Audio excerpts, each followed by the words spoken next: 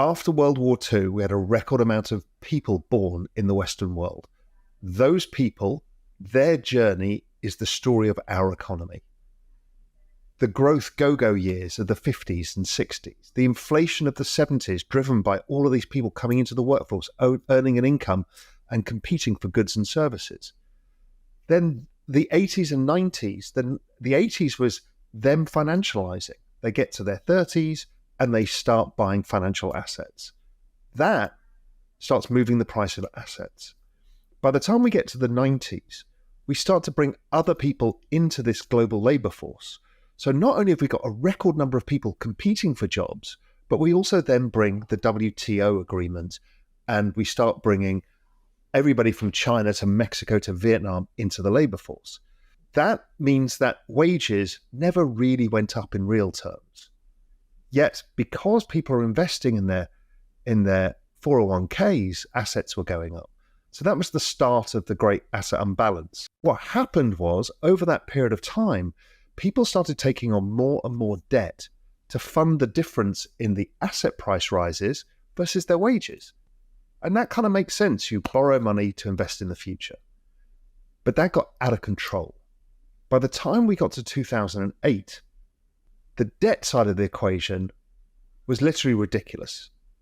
Every major economy was pretty close or above 100% of GDP in debt at government level. Households were at record high debts. Corporations were at record high debts. And then the world stopped. You see, what happened in 2008 was the value of the collateral of the system started falling. And that was when the equity market starts falling. The real estate market was the real one. That was huge amounts of collateral with massive amounts of borrowing. The collateral falls, the borrowing becomes unsustainable, the whole system imploded. Now, the banking system itself was record leveraged. And what happened was this complete meltdown of the global financial system. And looking back now, I now think that this really was the 1929 moment. But it didn't turn into 1929. And there was a reason for that. Is we had Bernanke at the Fed. And Bernanke had an understanding of what went wrong in 1929. And he had one special trick up his sleeve, which was the use of the balance sheet of the central banks to deflate the value of money itself. And so therefore asset prices optically rose. So that's the denominator effect you've heard me talk so much about. All the central banks agreed pretty much around the same period of time to start printing money, debasing all of fiat currency.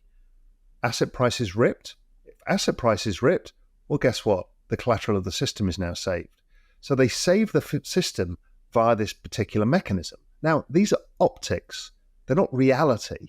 They're optics. And I've spoken before, if you divide any of the assets since 2008 by the Fed balance sheet or global total liquidity or any one of these measures, they've gone nowhere. You see, we've had no real growth.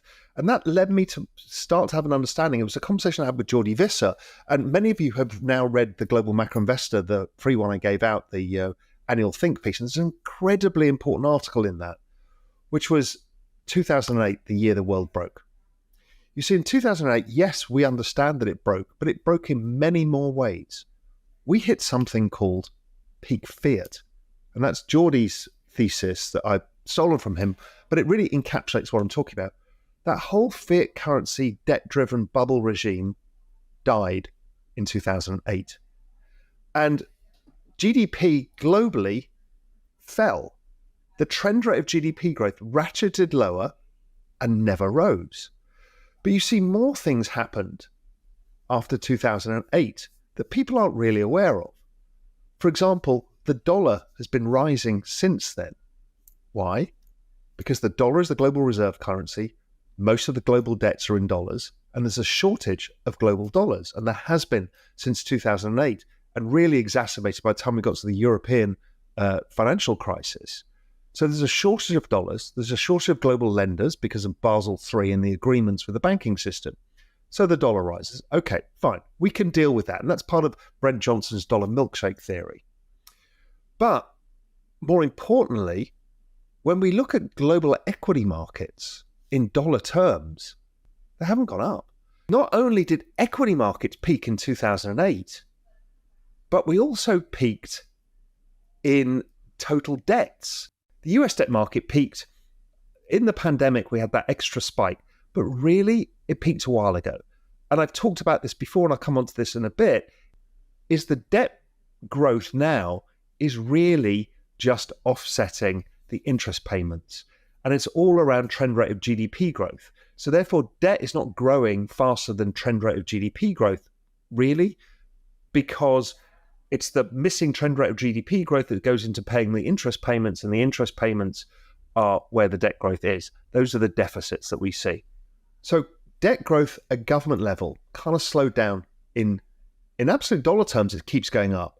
In versus GDP growth, it's been stable because GDP has fallen over time, and the US central bank has essentially monetized the interest payments on the debt, because if the government's 100% of GDP in debt and the private sector is 100% of GDP in debt, just to give you easy maths, it's actually worse than that, then the private sector with interest rates at, let's call it 2%, that's 100% of GDP growth to fund the interest payments. So who pays the government debt growth?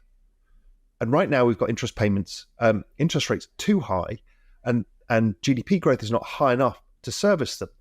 So over time, we will see some action there by central banks as they have to lower the cost of the interest payments. Because if not, it keeps compounding on the balance. It keeps compounding, and eventually lose control of the bond market, and they have to impose yield curve control, or they have to print more money. Both are actually the same mechanism. They're just different ways of printing money. So that is where we are with the debt market. Now, households, they couldn't borrow more money really past 2008. We found that the banks and Basel III and the general agreements between all of the banking systems around the Western world is we get access to less cash. The governments get the access to the cash. They can't let the households keep growing their debt. So it's harder and harder to get debt. Also, asset prices have risen so much that we would have to borrow too much money to actually buy into asset prices. So it's kind of fucked us there. So we've now been fucked because asset prices are rising and we can't borrow money to even get into the property market, but they're also becoming unaffordable because our wages never went up. Okay, so those are the two of the key reasons why we're now, what we need to do is figure out, okay, what does this all mean? Now, what I've shown from all of this is that really the governments have just offset the debt growth via the printing of money. And the balance sheet keeps going up. And that is the debasement of currency effect that is so pernicious. You've got to think of debasement of currency as a hidden tax on everybody. It's basically, if they're debasing currency by using, let's say, total global liquidity, and that's the US, Europe, Japan, China, the UK. If they're debasing by about 15% on average, then we're all getting 15% poorer in terms of our income buys less assets because the assets optically rise, incomes don't. It's also the same mechanisms why PE ratios go higher. The price goes higher, but the earnings of corporations doesn't grow at the same trend rate as the debasement.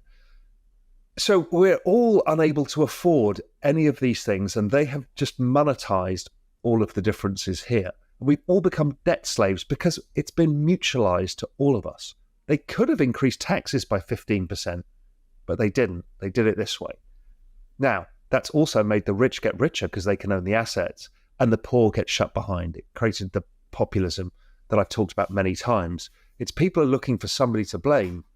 It's actually the baby boomers themselves that are to blame, but obviously, well, their parents for having too many kids after the war. But anyway, there's nothing we can do about that. It is what it is.